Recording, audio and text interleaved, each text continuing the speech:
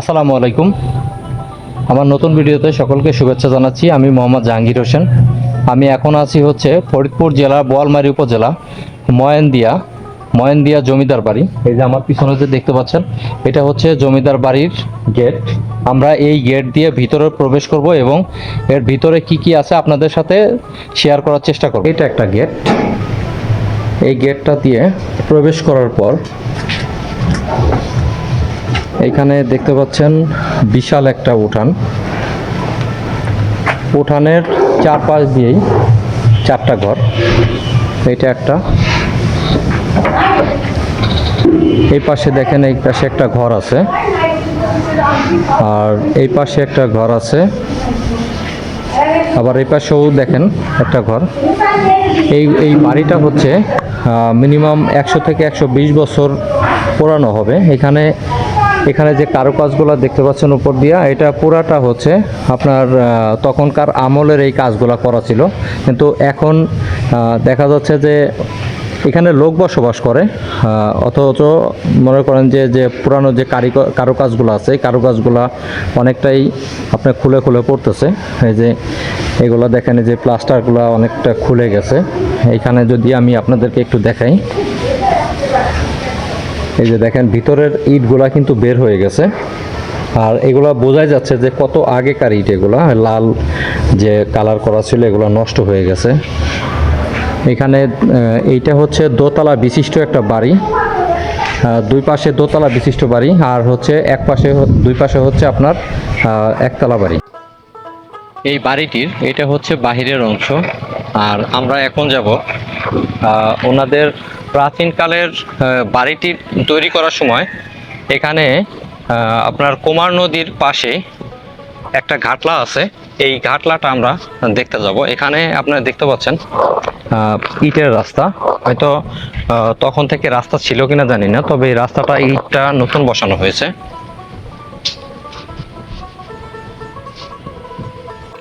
এই কুমার নদীর পারে এই ঘাটলাটি, এই যে দেখেন, এই যে ঘাটলাটি আসলে তখন যারা 104 বছর আগে যখন তারা বাড়ি তৈরি করেছিল, ঠিক তখনকার সময়ই এই ঘাটলাটি তৈরি করে। আসলে এই ঘাটের সামনে সুন্দর একটা ডিজাইন তৈরি করা একটা গেট আপনারা দেখতে পাচ্ছেন। এটাও কিন্তু 104 বছর আগেই নির্মাণ করা হয়েছিল। দেখতে পাচ্ছেন এই যে পিলারগুলার ডিজাইনগুলো একটু দেখেন। এখনকার সময় যদিও আধুনিক সব কিছু তৈরি হয়েছে, তারপরেও এরকম ডিজাইনের বাড়িও কিন্তু এখনো কেউ তৈরি করে না। আসলে গেটটার একটু ডিজাইন দেখেন, পুরা গেটটাও অসাধারণ ডিজাইন করেছিল। রক্ষণাবেক্ষণের অভাবে এই গেটটাও দেখেন বিভিন্ন জায়গা থেকে আপনার কষে কষে পড়ছে। এটার কারণ হচ্ছে যারা এই বাড়ির দায়িত্বে আছে তারা এটার কোনো রক্ষণাবেক্ষণের কাজ করে না। আর এই ঘাটলাটি শুধু এই বাড়ির লোকে না, এখানকার যারা আশপাশের যারা বসবাস করে সবার জন্যই এই ঘাটটা উন্মুক্ত ছিল। ভালো। আপনার নাম? আমার নাম দুর্জয় শাহ। আপনার এই বাড়িটার প্রকৃত নামটা কি? এই বাড়িটার নাম লোকনাথ ভবন। লোকনাথ ভবন। এটা কত বছর আগে নির্মিত হয়েছে? 104 বছর। 104 বছর। আপনি এই মানে এই বাড়ির যে নির্মাণ করেছে এই বংশের লোকই তো? জি। আপনি কততম মানে পূর্বপুরুষ? আমার দাদা বানাইছে। আপনার দাদা বানাইছে। 104 বছর এই বাড়ির বয়স। এই বাড়িটি তো আপনারা যেহেতু বসবাস করেন, তো আরেকটু সংরক্ষণ রাখতে পারতেন। সেটা যার যার কিসের ব্যাপার। আচ্ছা আচ্ছা। এটা কি আপনারা এই বাড়িতেই থাকেন নাকি অন্য কোথাও থাকেন? না, এই বাড়িতেই থাকে। এই বাড়িতেই থাকেন। আপনি কি ব্যবসা বাণিজ্য করেন নাকি? না, চাকরি করি। চাকরি করেন, সরকারি চাকরি করেন। আচ্ছা। তার মানে আপনারা এইখানেই বসবাস করেন। আপনার এইখানে আপনার কয়টা ফ্যামিলি থাকে? আপনার দুইটা ফ্যামিলি থাকে। দুটা ফ্যামিলি থাকে। আপনারা দুই ভাই নাকি? না, আমি আর আমার এক ভাতিজা। আপনি আর আপনার এক ভাতিজা। আর বাকি লোকগুলো কি আপনার বাংলাদেশি আছে নাকি? না, তারা ইন্ডিয়া চলে গেছে। ইন্ডিয়া চলে গেছে। এখানে থেকে আপনার কেমন মনে হয় যে আপনাদের বাড়িটা তো আসলে অনেক জায়গা থেকেই মানুষজন দেখতে আসে, যেহেতু এটা পুরানো জমিদার বাড়ি হিসেবেই অনেকে জানে। এই সম্বন্ধে যদি আপনি কিছু বলেন। কি আর বলবো, জমিদার বাড়ি আপনারা মনে করতে পারেন, আসলে এটা জমিদার বাড়ি না। জমিদার শব্দের অর্থ আলাদা। আচ্ছা। এটা এমনি একজন অর্থবিত্তশালী ব্যক্তি বাড়িটা প্রতিষ্ঠিত করছে। তারপরে এই যে যে এখন যে অবস্থায়, ভঙ্গুর অবস্থায় দেখা যাচ্ছে, এটা 71-এর সময় এই ক্ষতিগ্রস্তগুলো হয়েছে, যেটা আর পুনর্নির্মাণ করা সম্ভব হয় নাই।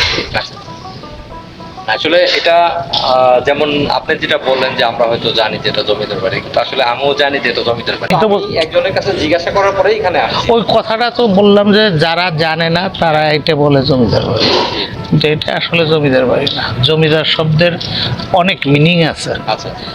শব্দ আছে। জমিদার হলো যারা জমি খাজনা তুলে, খাজনা তুলে জীবনযাত্রা করতো, তাদেরকে বলা হয় জমিদার। ঠিক আছে, এনি কোনোদিন কখনো কোনো এলাকায় জমির খাজনা উঠায় নাই, এই জন্য এটাকে জমিদার বাড়ি বলা যায় না।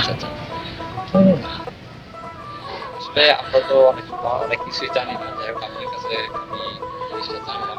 আমারও মোটামুটি আপনার কাছে অনেক অভিজ্ঞতা। জমিদার বাড়ি হলো আপনার এই যে ফরিদপুরে আছে চৌধুরী কামাল ইবনে ইউসুফ, তাদের এখনো ওই অগাধ জমি জমা রয়েছে, যেখান থেকে তারা খাজনা তুলতো তার বাপ দাদারা। এই হিসেবে তাদের বাড়িটাকে বলা হয় জমিদার বাড়ি। এইটা বাবু লোকনাথ শাহ নির্মাণ করছিল। সে এলাকার একজন খুব অনেক বড় বড় ব্যবসায়ী ছিল। সেই ব্যবসার মাধ্যমে তার অনেক কিছুই নির্মাণ করা, কিন্তু সে কখনো জমির খাজনা তুলে জমিদারি প্রথা চালু করে নাই। জমিদারি প্রথাটা আলাদা জিনিস। তবে আপনার ঠিক আছে, যদিও জমিদার বাড়ি না, তারপরেও আপনাদের বাড়িটা কিন্তু আসলে অনেক সুন্দর। এটা হতে পারে, এটা যার কাছে যেটা মনে হয়। আর যেহেতু গ্রামে কিন্তু আসলে সবার বাড়ি কিন্তু এইভাবে তৈরি করে না, এটাও কিন্তু একটা মানে আপনার জমিদার বাড়ি না হলেও এটা কিন্তু আসলে নাম করা একটা বাড়ি বলে। সেটা বলতে পারেন, এটা আপনার রুচিতে। ঠিক আছে, তাহলে আপনার মূল্যবান সময় অবশ্য করলাম। ভালো থাকবেন। আপনিও ভালো থাকেন। আসলে আমরা এখন যে বাড়িতে দাঁড়িয়ে আছি, আমরা হয়তো ভেবেছিলাম যে এটা আসলে জমিদার বাড়ি, কিন্তু এখানে আপনারা যে কথাগুলো শুনলেন, এই বাড়িরই একজন সন্তান, তার দাদা এই বাড়িটি নির্মাণ করেছিল। তারা বলে জমিদার ছিল না, যাই হোক ওনারা এখানকার মোটামুটি যে প্রাচীনকালের এই বাড়িটি তৈরি করেছে, এটা আসলে জমিদার বাড়ির মতোই দেখতে, কিন্তু আসলে উনি যেটা বলছে ওনারা এটা জমিদারের বংশও না বা জমিদারও না। তবে দেখে মনে হয় যে এটা একটা জমিদার বাড়ি। তবে জিনিসটা কিন্তু আসলে দেখতে অসাধারণ। চারপাশ দিয়ে উঁচা হলেও এখানে মাঝখানের যে ভিটিটা আছে, এই ভিটিটা কিন্তু মিনিমাম 3 ফিট নিচা। এখানে যতই বৃষ্টি নামুক, এখানে সাইড দিয়ে পানি নিষ্কাশনের ব্যবস্থা আছে। ঠিক আছে, বাড়িটা আসলে দেখতে অসাধারণ। এটা কোনো মানে অস্বীকার করার উপায় নেই।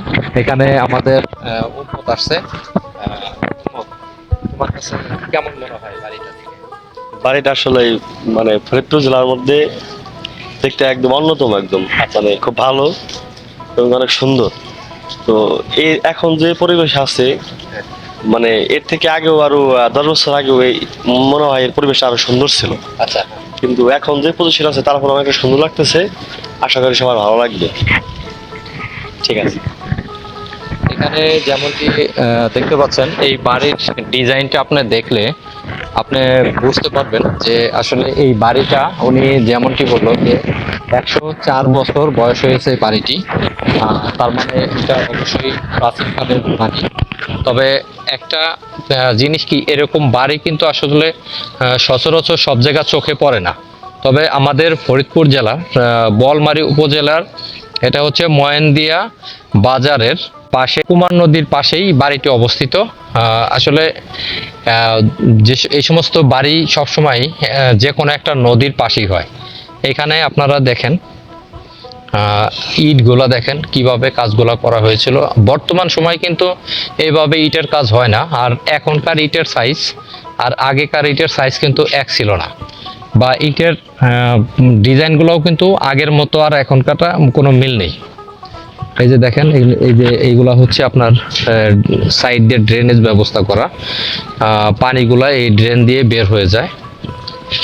আর এইগুলা দেখেন, এগুলো আসলে এরা যদি আর একটু ভালো মতো কি বলো, যদি পরিচর্যা করে রাখতো তাহলে হয়তো এই বাড়িগুলোর অবস্থা এরকম কালো হয়ে যেত না। এখানে কিন্তু একটা কথা লেখা আছে, এটা হচ্ছে হিন্দু ধর্মের অবলম্বীদের যে লেখাগুলা, অনেকগুলা লেখা এখানে তখনকার আমলে দেখেন খোদাই করে লেখা। এই লেখাগুলা এখনো একবারে স্পষ্টভাবে এখানে আছে। আর আগের দিনে দেখেন আপনারা অ্যাঙ্গেল দিয়ে যে আপনার ইয়াগুলা ছাদের নিচে অ্যাঙ্গেল দিয়ে তারপরে হচ্ছে কাঠ দেওয়ার পরে তারপরে এটা ছাদ ঢালাই করা হতো। এখনকার যুগে কিন্তু আর এইভাবে ঢালাই করে না। তবে ডিজাইনগুলো কিন্তু আসলে যদি এগুলো যদি রং করা থাকতো তাহলে অবশ্যই অনেকটা ভালো থাকতো। আমার এই প্রাচীনকালের বাড়ির ভিডিওটা কেমন লাগলো অবশ্যই আপনারা কমেন্ট করে জানাবেন।